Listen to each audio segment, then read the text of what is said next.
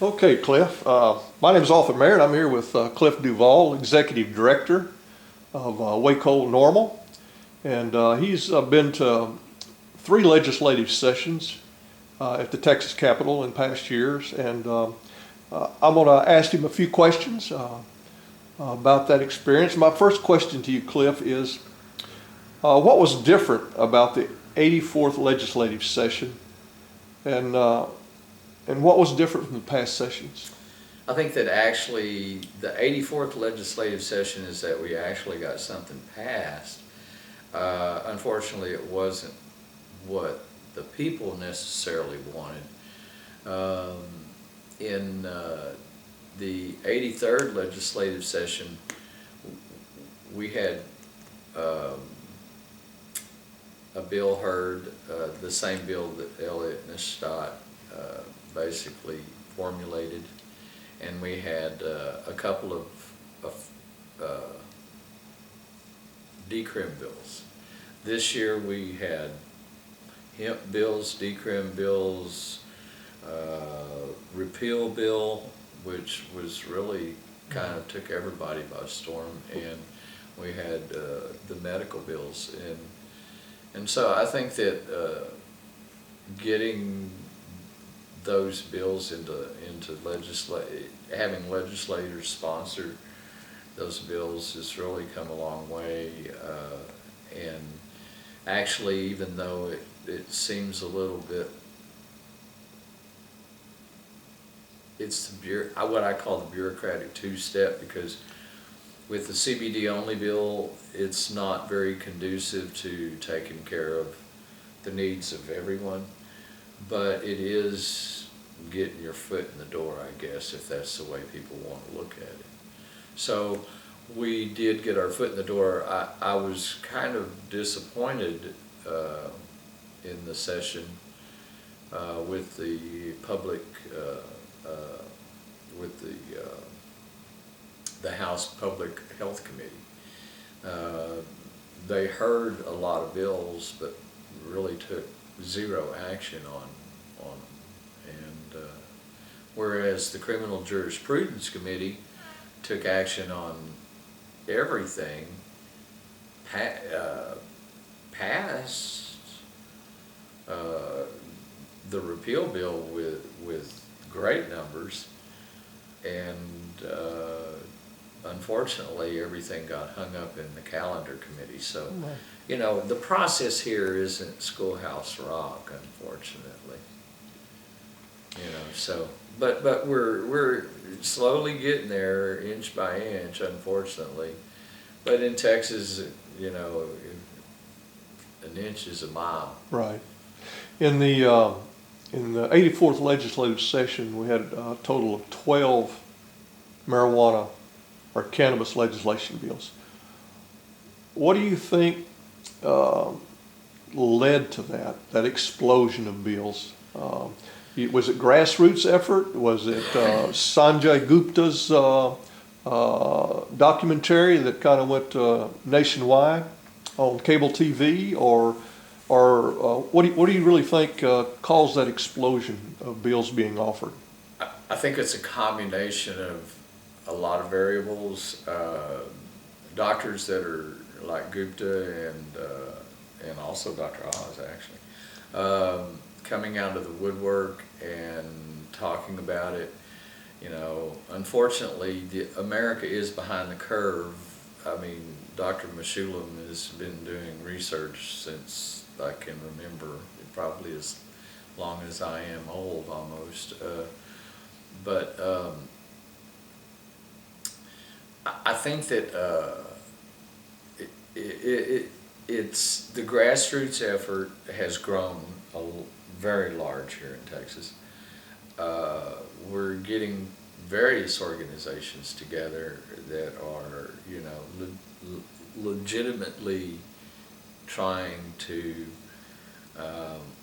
work towards a common good, and it will take that. And I do believe that it's also the education coming out of other states, and with other states going medical, other states going recreationally legal, and the education that's coming out of those states and the numbers that are coming back out of those states with low crime rates, and we see the teenage rates on cannabis has gone flat, on cannabis use has gone flat, and those kind of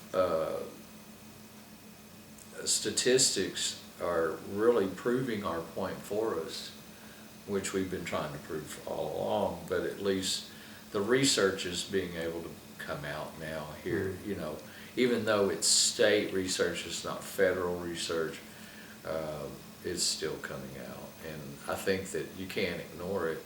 And of course, 2016 is going to be very hot button for those candidates out there.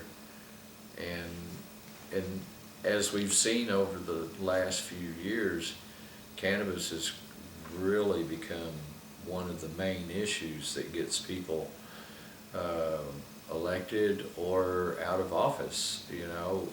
Not that it's a one issue situation, but it is one of the priority issues that we are looking at in the United States. Who would have ever thought that in pre-presidential primary debate that one of the topics for debate would be cannabis legislation? Well, yeah, you know, I don't take too much stock in what they have to say, unfortunately. It's, you know, because they're going to say whatever America wants them to hear at the time. And presidents don't make law, Congress makes law, and presidents just approve it, and that's the way it is, unfortunately. And so, but I think that to have it in a debate, we've come a long way, because we've been waiting for this debate for years. If here in Texas, if we were able to have a ballot initiative, well, this would be moot already. Right.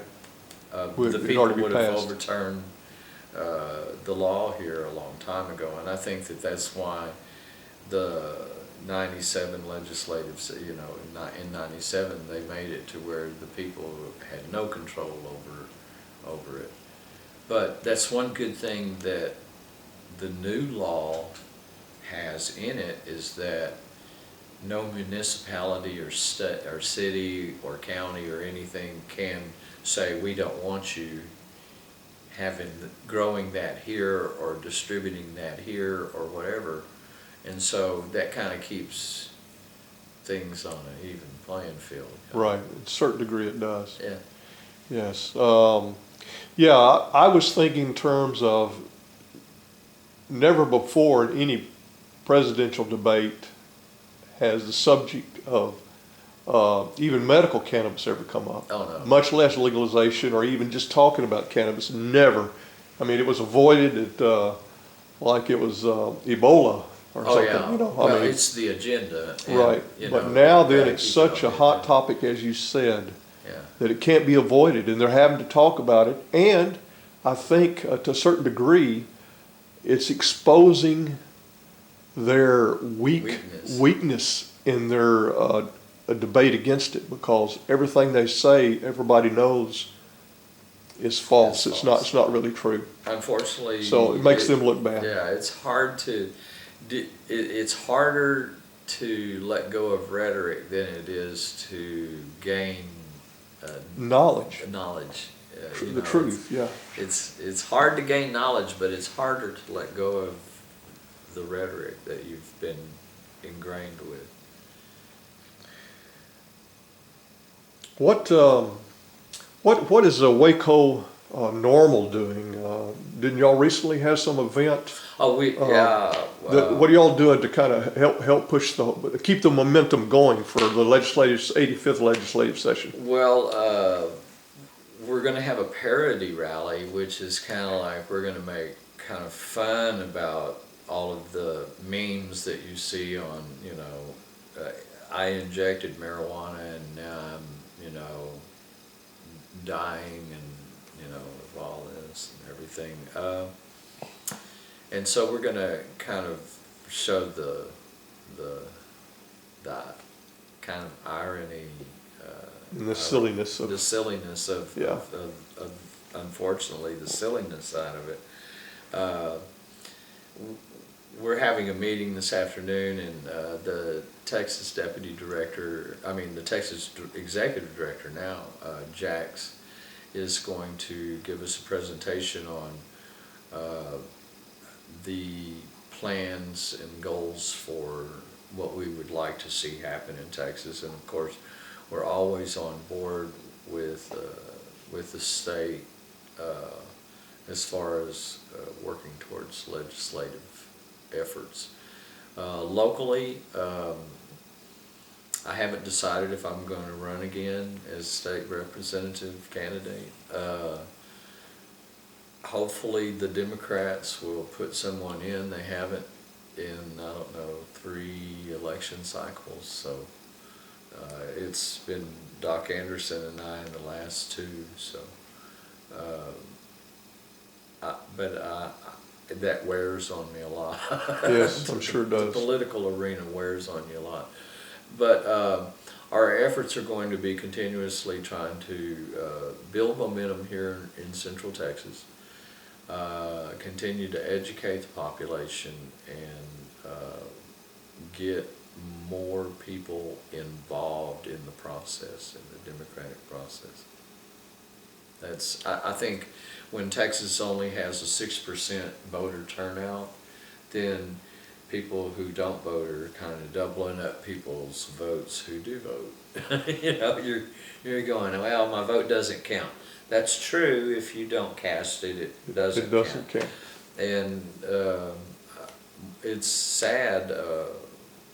One of the lobby days that we had this past year, had a gentleman, and we were talking, and he goes, I couldn't figure out the machine. I said, well, that's why they have people there to help you. And he goes, oh, I'm not going to do that.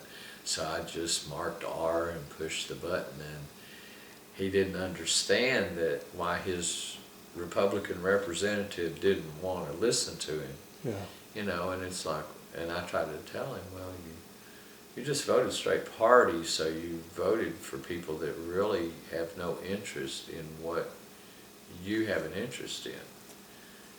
People need to get to know their candidates. Yes, so we're with a new election cycle coming out and a voter registration guide coming out, we'll be able to give that education to those members to become more aware of the candidates that are more friendly. Cannabis friendly. I really believe that I try to educate people to be issue oriented, not party oriented. Right. So that get a core set of values that you believe in, and start finding the candidates that meet those values, whether they be Republican, whether they be Democrat. You know, exactly. you need to find that, and you need to vote. It's so important to do that for everybody. It's very important to vote, and it's very important to know, if we didn't have D or R in front of anybody's name or straight party voting, then you would really have to know the candidates that you're voting for. And besides name recognition, we'd be a stronger country.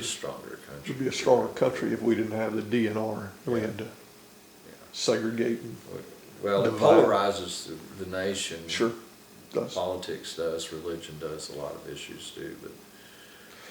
But one more question you've answered. Some of this last question you've answered in various parts of your discourse. But how important is cohesion and everybody being on the same page to success in the next 85th session? And give some examples, positive examples of something that the grassroots activists can do to make this a reality. Well, naturally, everybody doesn't get the final destination on the same path. That's just normal. But what we're seeing is that we're finding other organizations like RAMP. Of course, LEAP has always been a big part of trying to get rid of the prohibition in the war on drugs. And we're finding cohesion with other organizations, grassroots organizations are all pulling together, statewide organizations like Texans for, well, Responsible marijuana policy. Marijuana policy, Yes. yeah. Which is really, you know, I think Heather Fazio is doing a great job in helping direct the coalition that's come together. NORML has pulled it together real well out of Houston, out of Austin, out of Dallas, Waco we've worked, and the outlying areas that are unfortunately living in Texas really far to come to Austin during legislative session have made their way to legislative session because it's that important. So we're really, the glue is really starting to stick and stay. Of course, we're not going to have always the perfect law, like look at what we got this legislative session, but we're continuously working on that. We're not going, okay, thank you, and walking away, which would be ridiculous. Even after you get what you want, you have to make sure that it stays in place. It's always going to be fine tuning going on. Always, and it's evolutionary, Right. You know, in its process. Writing a law and getting it implanted and then structured and everything. It's a very evolutionary process. But we see that we're gaining more momentum.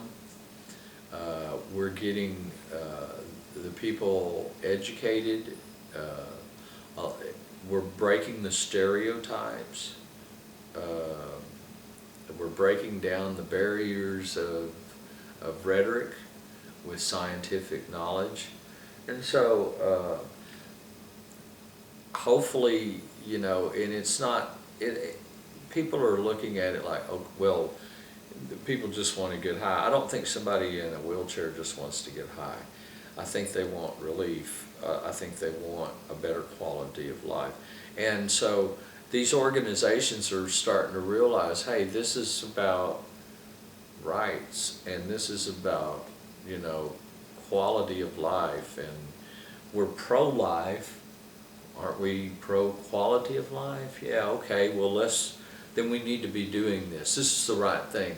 And we're over-incarcerating people, and that's the wrong thing. So the ACLU's getting involved and saying, hey, this is not right. And people like Michelle Alexander wrote a great book, you know, The New Jim Crow. And so we're educating our representatives with knowledge that comes from not just the streets or just because, hey, I know this is what works and look at what you're doing, but researchers and professors and people like that are starting to add their 2 cents in, and that brings more validity to the topic. And whenever you have all of these organizations coming together, they can't ignore you forever,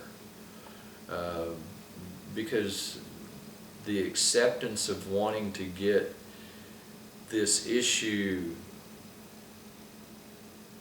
finalized and taken care of is a long time coming for a lot of people. And now John Q. Public is more in tune to the fact that, you mean I've been paying for this for so long, it's 50 years. This is wrong. Wait.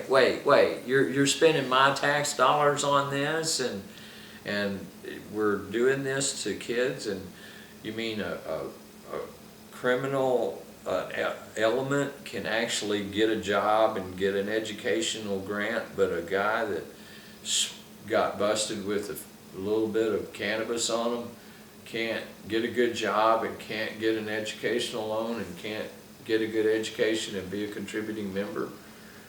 And it's like, we have our wires crossed, and so we're trying to uncross the wires, and it takes everybody to do that. And I think that it's going to take everybody to do that, and we're coming together to do that. Well, Cliff, I appreciate it very much. Thank you for your time. Surely.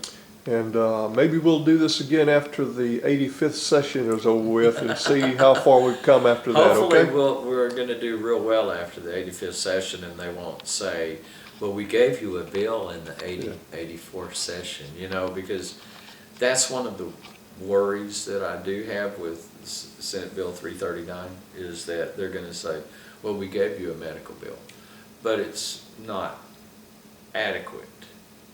So we need to expand it. We will. Thank you so much. Thank you, Arthur.